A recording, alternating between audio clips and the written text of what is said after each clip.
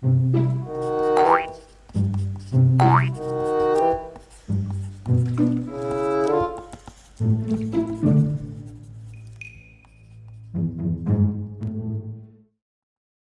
what's up guys, how's it going? This is Easy Things to Draw. Today we're going to go over how to draw Bulbasaur. I'm going to be using a marker. I'm not going to color him today, I'm just going to do the line art, and maybe I'll do like a color version another time. I'm going to show you what I'm going to use. I'm going to be using this Copic marker. Copic's kind of expensive. You can use a straight out Sharpie. I don't use Sharpies as much because the fumes are so much worse smelling, and I think they're really bad for you. I don't know if this has the same thing, I'm sure it does, but I can't smell this as much, so that's why I use it. That, and it also has two different sides to this. It has like a sharp pointy side and a flat side. Anyways, then there is I'm gonna be using a colored pencil for my underneath. So I'm gonna be using regular paper as well. This is regular, totally regular paper. Nothing special about it. Let's get started. Bulbasaur. Bulbasaur's head is very like a bloated square. Very bloated square. Let me zoom out a little bit. Very much like a bloated square. When I look at it, that's all I see. So I'm going to start with that as kind of a basic shape to start off. That kind of a round, egg-like body. Actually, if I look at his limbs, they're also kind of egg-like too. Until you hit the bottom, right? Then you have these little spikes. So kind of think of those as round. I'm trying to teach you more the construction, because if you learn the construction of this, you can draw him in like almost any pose. You know, you can think about it in your head more and be like, okay, cool. Instead of just kind of imitating like a picture. You know, like I've done that for many years. You'll just imitate it. But understanding what it's made up of will really give you a true understanding of freestyling your own poses. You know, doing fan art, things like that. You know, really come from understanding what you're drawing. I drew some little triangles on his head because he kind of has that. And then he has this huge cabbage patch thing on the back of his body. And that's essentially round. I mean, that's very round with a pointed flower end over here. You're kind of extruding out of it. And I could put the other foot back there because that foot's over there. And I'll even throw in his eyes. I think his eyes, construction-wise, really playing his character. They look like gravestones, I think. So that would be what I start with. That would be my construction for sure.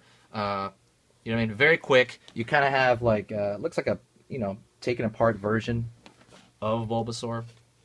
What I'm gonna do now is I'm gonna grab this paper, and remember, I'm not using tracing paper. This is computer paper. This is cheap paper you can get almost anywhere. Cheap paper. I should say paper doesn't matter. That should be like my motto on this channel. Paper doesn't matter, you know, because every single time I do this process, somebody will ask me, oh, hey, you're using tracing paper, or hey, are you using tracing paper, or no, I'm using normal paper. Normal paper. Sorry, I have to say that because people always ask me that. So now, just putting it underneath, you can see right through it. That's why I drew so dark. I'm gonna grab my marker, and that's the good part. Let me tell you another thing good about this. If I screw up on this layer, I can just change the top layer and try again. I don't have to restart from the beginning, I mean? It's like a save point in a video game, right? To be really nerdy about it. So I'm going to take this, and I am going to start with the eyeball. I have to warn you, this marker is kind of mashed up at the end. So this is all I got, the marker-wise. And I want to do this in marker because I feel it comes out better on video. So I'm going to have to be extra careful on this. Whoa. Extra careful.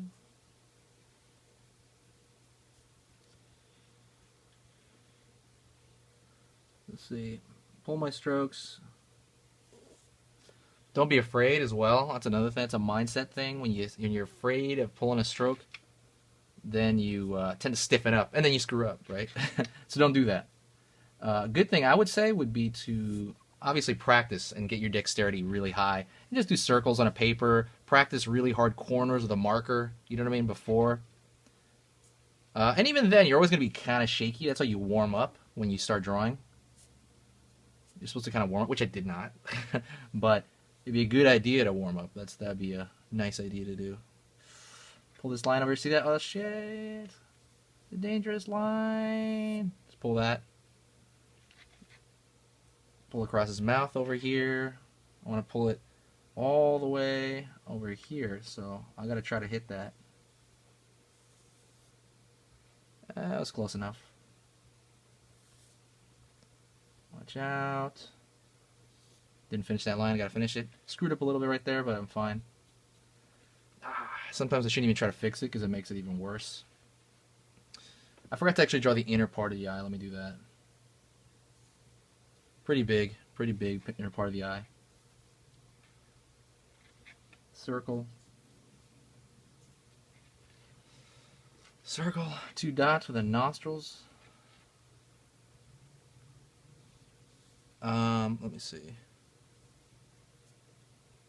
A little bit of a fold there because I'm about to draw the hand. I'm going to start from the bottom on this. And then draw the little spikes at the end, little claws. Really cute. Then I'm going to draw the other side, using everything underneath as a template. Oh, snap, that's big. I think it's a little big, but it'll work.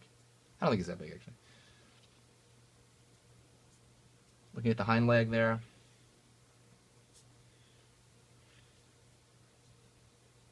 Hind leg has its own identical little claws. Tiny, 3 of them. And now I'm going to draw kind of a big stroke for the back here. I think I made his butt too big. But I made it bigger than my template, but actually I think it looks better that way. I'm going to go to the front of his body. Dang, I messed that line up. So if a line's just kind of diminishing off, I'll start from the opposite end because that's like stop, go. That's just something I do. You can do it the other way around. You can do it from the diminishing point back, but I prefer the other way around. Trying to pull strokes relatively quick, although you screw up like that, if you do. But try to pull them confidently, if nothing else. Like I remember I had a teacher that told me, like, if you're gonna do something confidently, even if it's wrong, do it. You know, if it's gonna be wrong, make it really wrong.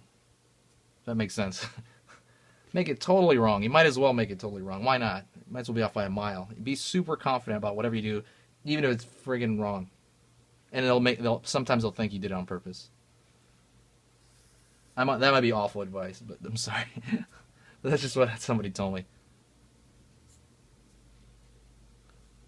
Maybe that should be my motto.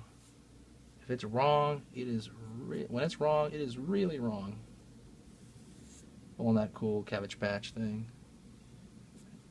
Dang. Thinking about your stroke as well, like the line, kind of the line, because let's just say you're doing this and the drawing just doesn't come out the way you want it, right? If it's at least clean, if it's a clean drawing and let's say the proportions way off, it'll still look, sometimes it'll still look good, you know? So like, hey, you know what, that's your version and that's nice, you know? But, so be careful with that. You know, and be careful with your line. Still make it clean. Be precise. Try to be as precise as you can with, you know, your line and keeping everything clean. Because if let's just say let's say the proportion's on, and it's just messy as hell, right? That would not be a good idea. You know, that's still gonna look like, that's a crappy drawing. But people say like, oh, that's a good drawing, even though it looks nothing like him. You know, they can say that. I'd rather have that, right? Pulling this pattern. I'm trying to go as light as I can on this marker, but like I said, it's been kind of mashed up.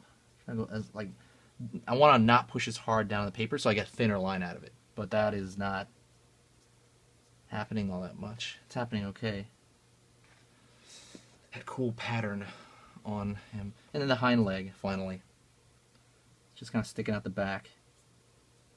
And don't treat that like an afterthought. Really look at the hind leg there. You know, that tends to tell people something like, hey, you're taking it serious, or you're a professional. That kind of separates professional, that you're paying attention to stuff on the side that, you know, you really can't see that well, where the stuff's just popping out the corner.